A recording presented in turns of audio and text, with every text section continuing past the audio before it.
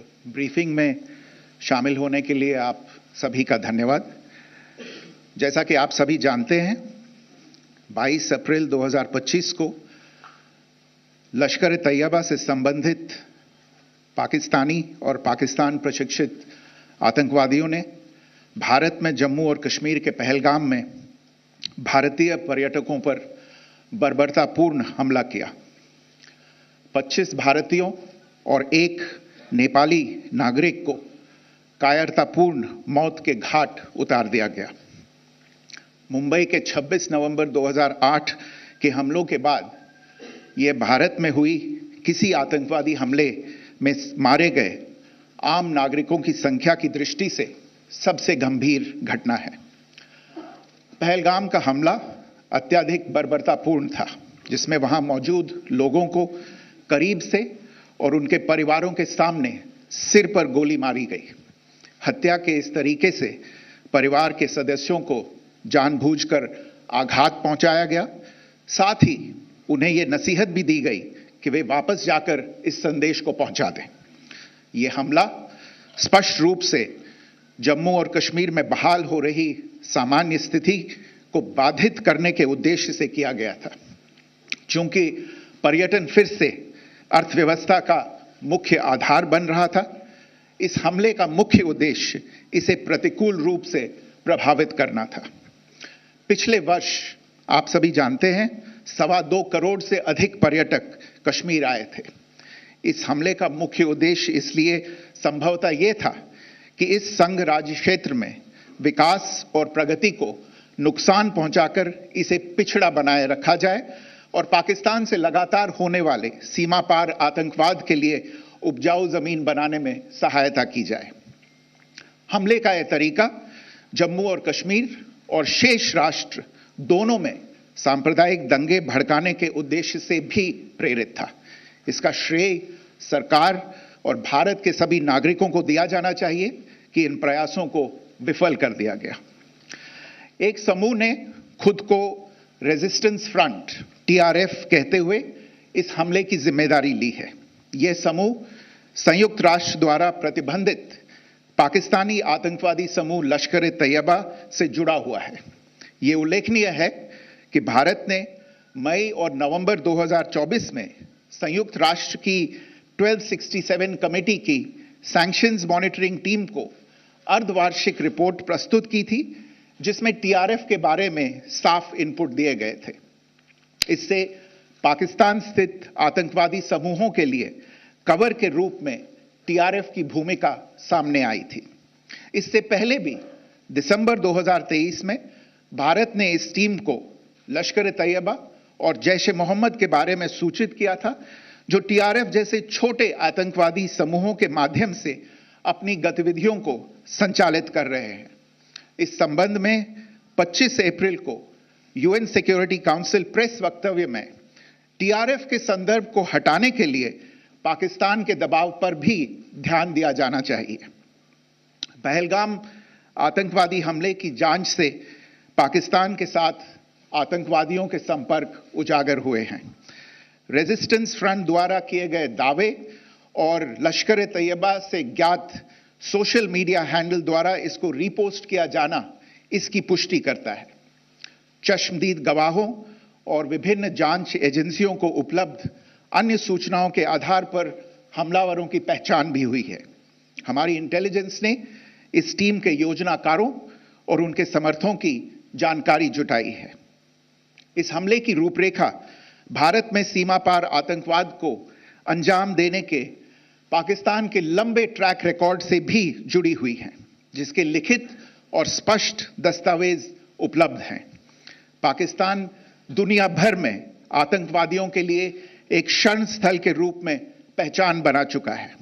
यहां अंतर्राष्ट्रीय स्तर पर प्रतिबंधित आतंकवादी सजा पाने से बचे रहते हैं। इसके अलावा पाकिस्तान ने इस मुद्दे पर विश्व और फाइनेंशियल एक्शन टास्क फोर्स जैसे अंतर्राष्ट्रीय मंचों को जानबूझकर गुमराह करने के लिए भी जाना जाता है। साजिद मीर का मामला, जिसमें इस आतंकवादी को पाकिस्तान ने मृत घोषित कर दिया था और फिर अंतर्राष्ट्रीय दबाव के परिणाम स्वरूप वो जीवित पाया गया, इसका सबसे स्पष्ट उदाहरण है। यह स्वाभाविक है कि पहलगाम में हुए इस हमले से जम्मू और कश्मीर के साथ साथ भारत के अन्य भागों में भी आक्रोश देखा गया। हमलों के बाद भारत सरकार ने स्वाभाविक रूप से पाकिस्तान के साथ संबंधों को लेकर कुछ कदम उठाए। आप सभी उन निर्णयों से अवगत हैं जिसकी घोषणा 23 अप्रैल को की गई थी। तथापि यह आवश्यक समझा गया कि 22 अप्रैल के हमले के अपराधियों और उनके योजनाकारों को न्याय के कटघरे में लाया जाए। हमलों के एक पखवाड़े के बाद भी पाकिस्तान द्वारा अपने क्षेत्र या अपने नियंत्रण वाले क्षेत्रों में आतंकवादियों की इंफ्रास्ट्रक्चर के विरुद्ध कार्रवाई करने के लिए कोई स्पष्ट कदम नहीं उठाया गया है। उल्टे वो इनकार करने और आरोप लगाने में ही लिप्त रहा है। पाकिस्तान आधारित आतंकवादी मॉड्यूल्स पर हमारी खुफिया निगरानी ने संकेत दिया है कि भारत के विरुद्ध आगे भी हमले हो सकते हैं। अतः इनको रोकना और इनसे निपटना दोनों को बेहद आवश्यक समझा गया। आज सुबह, जैसा कि आपको ज्ञात होगा, भारत ने इस तरह के सीमा पार हमलों का जवाब देने और उन्हें रोकने तथा उनका प्रतिरोध करने के अपने अधिकार का प्रयोग किया है। यह कार्यवाही नपीतुली, नॉन एस्केलेटरी, आनुपातिक और जिम्मेदारीपूर्ण है। यह आतंकवाद की इंफ्रास्ट्रक्चर को समाप्त करने और भारत में भेजे जाने वाले संभावित आतंकवादियों को अक्षम बनाने पर केंद्रित है। आपको यह भी स्मरण होगा कि 25 अप्रैल 2025 को संयुक्त राष्ट्र सुरक्षा परिषद ने पहलगाम आतंकवादी हमले पर एक प्रेस वक्तव्य जारी किया था, जिसमें आतंकवाद के इस निंदनीय कार्य के अपराधियों, आयोजकों, फाइनेंसरों और प्रायोजकों को जवाबदेह ठहराने और उन्हें न्याय के दायरे में लाने की आवश्यकता पर जोर दिया गया था। भारत की आज की इस कार्रवाई को इसी संदर्भ में देखा जाना चाहिए। Good morning. Thank you all for joining this briefing. As you are all aware, on April 22, 2025, Pakistani and Pakistan-trained terrorists belonging to the Lashkar-e-Taiba carried out a savage attack on Indian tourists at Pahalgam in Jammu and Kashmir in India. They murdered 26 people, including one national of Nepal, causing the largest number of civilian casualties in a terrorist attack in India since the 26 November 2008 attacks in Mumbai. The attack in Pahalgam was marked by extreme barbarity, with the victims mostly killed with headshots from close range and in front of their families. Family members were deliberately traumatized through the manner of the killing, accompanied by the exhortation that they should take back the message. The attack was clearly driven by the objective of undermining the normalcy returning to Jammu and Kashmir. In particular, it was designed to impact the mainstay of the economy, tourism, with a record 23 million tourists visiting the valley last year.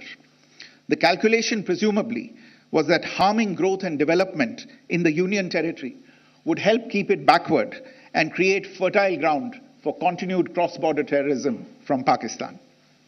The manner of the attack was also driven by an objective of provoking communal discord, both in Jammu and Kashmir and the rest of the nation.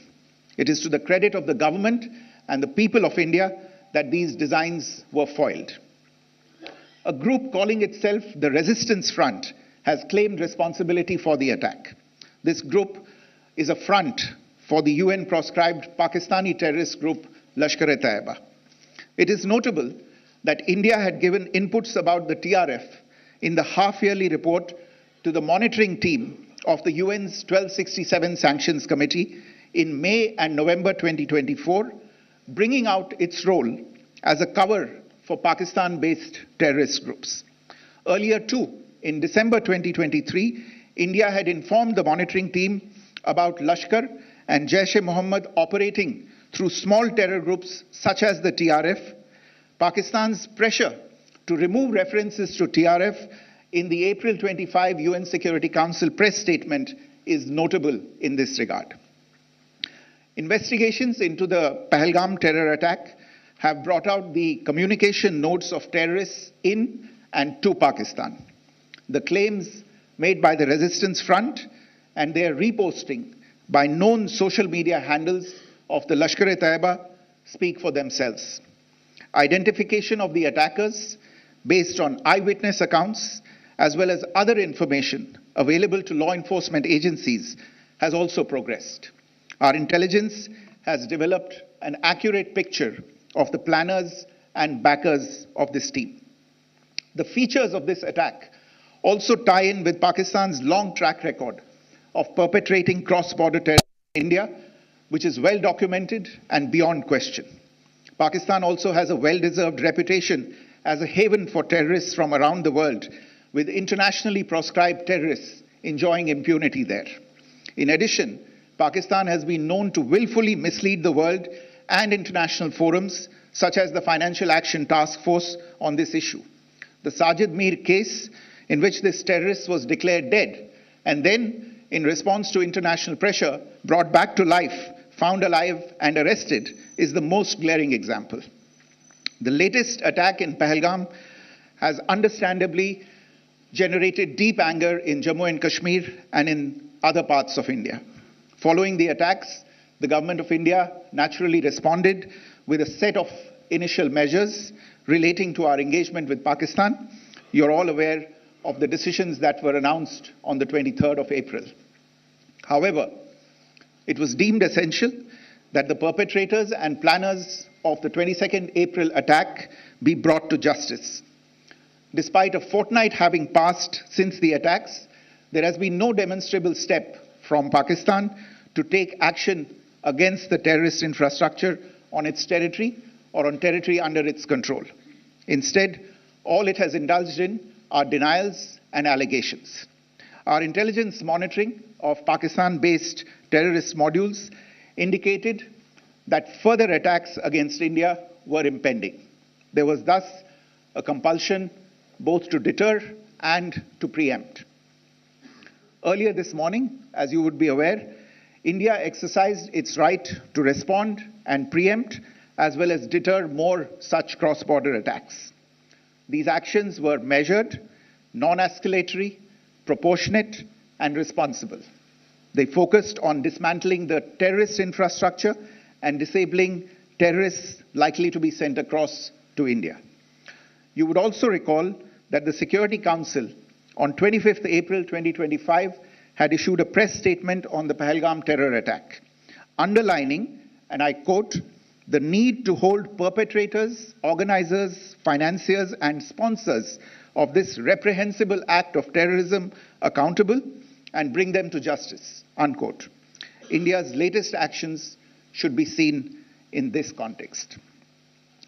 Joining me for this briefing on our actions earlier this morning are Colonel Sophia Qureshi and Wing Commander Vyomika Singh.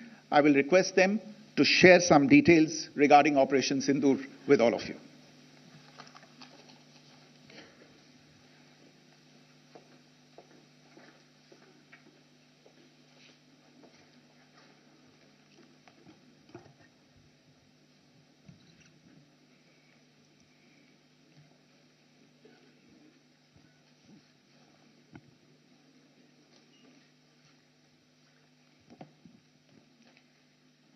सुप्रभात देवियों और सज्जनों, मैं colonel Sophia Qureshi और मेरे साथ wing commander Vyomika Singh आज आपको 6 से 7 मई 2025 की रात 1:05 से 1:30 बजे के बीच भारतीय सशस्त्र बलों द्वारा अंजाम दिए गए ऑपरेशन सिंदूर के बारे में जानकारी देंगे।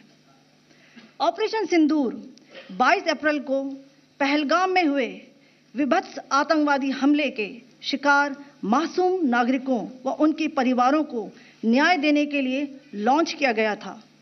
इस कार्रवाई में 9 टेररिस्ट कैंप्स को टारगेट किया गया और पूरी तरह से इसे बर्बाद किया गया। पाकिस्तान में पिछले 3 दशकों से टेरर इंफ्रास्ट्रक्चर का निर्माण हो रहा है। इसमें recruitment, indoctrination centres, training areas व लॉन्च पैड शामिल थे, जो पाकिस्तान और पाक अधिकृत जम्मू कश्मीर POJK दोनों में फैले हैं। Operation Sindoor was launched by Indian Armed Forces to deliver justice to the victims of Pahalgam terror attack and their families. 9 terrorist camps were targeted and successfully destroyed. Over the last 3 decades, Pakistan has systematically built terror infrastructure. It is a complex web of recruitment and indoctrination centers, training areas for initial and refresher courses, and launch pads for handlers. These camps are located both in Pakistan as well as Pakistan-occupied Jammu and Kashmir areas. Some of the well-known training camps are located, as you can see on the screen. They are distributed from Savai Nala in the north, counting to approximately 21, ending at Bhavalpur to the south. इन लक्ष्यों का चयन विश्वसनीय intelligence सूचनाओं के आधार पर हुआ, ताकि आतंक गतिविधियों की रीढ़ तोड़ी जा सके, और यह खास ध्यान दिया गया कि निर्दोष नागरिकों और सिविलियन इंस्टॉलेशन को नुकसान न पहुंचे। The selection of these targets for Operation Sindoor was based on credible intelligence inputs and role of these facilities in perpetrating the terror activities. The locations were so selected to avoid damage to civilian infrastructures and loss of any civilian lives. This was done with due diligence, and the camps selected for targeting and their engagement will now be shown to you one by one. POJK के target मैं आपको बताना चाहूंगी। सबसे पहले सवाई नाला camp Muzaffarabad, जो कि POJK के लाइन ऑफ कंट्रोल से 30 किलोमीटर दूर है। यह एक लश्कर तौयबा का ट्रेनिंग सेंटर था। 20 अक्टूबर 2024 सोनमर्ग, 24 अक्टूबर 24 गुलमर्ग, 22 अप्रैल 2025 पहलगाम, इन हमलों के आतंकियों ने यहीं से प्रशिक्षण लिया था। सैयदना बिलाल कैंप मुजफ्फराबाद, यह एक जैश ए मोहम्मद का स्टेजिंग एरिया है। यह हथियार, विस्फोटक और जंगल सर्वाइवल ट्रेनिंग का केंद्र भी था। गुलपुर कैंप कोटली, भागलपुर, यह इंटरनेशनल बाउंड्री से 100 किलोमीटर दूर है। जैश ए मोहम्मद का मुख्यालय था। यहाँ पर रिक्रूटमेंट, ट्रेनिंग व इंडॉक्ट्रिनेशन का केंद्र भी था। शीर्ष आतंकी अक्सर यहाँ आते थे। मैं आप सबको बताना चाहती हूँ कि किसी भी सैन्य ठिकाने का निशाना नहीं बनाया गया और अभी तक किसी तरह की नागरिक क्षति की रिपोर्ट नहीं है। धन्यवाद। जय Hind. The strike on the terror camps were undertaken through precision capability, as shown to you. A niche technology weapons with careful selection of warheads was ensured so that there will be no collateral damage. The point of impact in each of the target was a specific building or a group of buildings. All the targets were neutralized with clinical efficiency, and the results reiterate the professionalism of the Indian Armed Forces in the planning and execution of their operations. No military establishments were targeted. India has demonstrated considerable restraint in its response. However, it must be said that the Indian Armed Forces are fully prepared to respond to Pakistani misadventures, if any, that will escalate the situation. Jai Hind, and thank you very much. Ladies and gentlemen, friends in the media, I ask your indulgence today in view of the fact that this is still an evolving situation. We will therefore not be able to take questions and answers today, but we will come back for more updates and more briefings shortly. Thank you all very much for joining us this morning. Thank you. Jai Hind. तो भारतीय सेना की तरफ से press briefing के जरिए जानकारी दी गई है कि कौन कौन से ठिकानों को नष्ट किया गया है। जहां कसाब को ट्रेनिंग दी गई उस ठिकाने को भी मिट्टी में मिला दिया गया है। इसके अलावा भी जानकारी दी गई है कि जहां पर आतंकवादियों को ट्रेनिंग दी जाती थी उन सभी ठिकानों को एक एक करके नष्ट किया गया है। 9 आतंकवादी ठिकानों को एयर स्ट्राइक में नेस्तनाबूद कर दिया गया है। किसी भी सिविलियन को नुकसान नहीं पहुंचा है। ये पूरी तरह से क्लियर ऑपरेशन था आतंकवाद के खिलाफ और रणनीति के तहत ही कार्रवाई की गई है और उससे जुड़ी कुछ वीडियोस भी साझा की गई सेना की तरफ से कि किस तरह से कौन कौन से ठिकाने थे, किस तरह से टारगेट किया गया और किस तरह से एक परफेक्ट निशाना भारतीय सेना की तरफ से लगाया गया है। तो बिल्कुल प्रेस ब्रीफिंग आप अभी सुन रहे थे और प्रेस ब्रीफिंग में विदेश सचिव विक्रम मिस्त्री के साथ 2 महिला अधिकारी शामिल थी। इनमें वायुसेना की विंग कमांडर व्योमिका सिंह और भारतीय सेना की कर्नल सोफिया कुरैशी शामिल थी। और देखिए लगातार हम आपको इस प्रेस ब्रीफिंग में क्या कुछ जानकारी दी गई वो बता रहे हैं। पाकिस्तान के अंदर घुसकर मारा गया, 100 किलोमीटर अंदर घुसकर आतंकी ठिकानों को नष्ट किया गया। जहां हेडली की ट्रेनिंग दी गई वहां उन ठिकानों को भी नष्ट किया गया है। जहां कसाब की ट्रेनिंग हुई उन ठिकानों को भी नष्ट किया गया है। तो बहावलपुर से भी ये तस्वीरें सामने आई है जब मिसाइल दागे गए, मदरसे खाली कराए गए, अनाउंसमेंट किया गया कि सभी मदरसे खाली कर दे। और उस वक्त किस तरीके से अफरा तफरी का माहौल था वो आप टीवी स्क्रीन पर देख सकते हैं। तो भारत की ओर से ये बड़ी कार्रवाई ऑपरेशन सिंदूर को लॉन्च किया गया जिसकी पूरी जानकारी प्रेस ब्रीफिंग में दी गई और ये कहा गया विदेश सचिव की ओर से कि नपातुला जवाब भारत की ओर से दिया गया है और इसमें सिविलियन को किसी भी तरह का नुकसान नहीं पहुंचा है। सिर्फ जो टेरर लोकेशन थे, जो आतंकी ठिकाने थे, उन्हें टारगेट किया गया। 9 आतंकी ठिकानों को चिन्हित किया गया था जिसमें लश्कर-ए-तैयबा, जैश-ए-मोहम्मद और हिजबुल मुजाहिदीन के ठिकाने शामिल हैं। और इन ठिकानों को चिन्हित कर उन पर मिसाइल दागे गए और उन ठिकानों को नेस्तनाबूद किया गया है।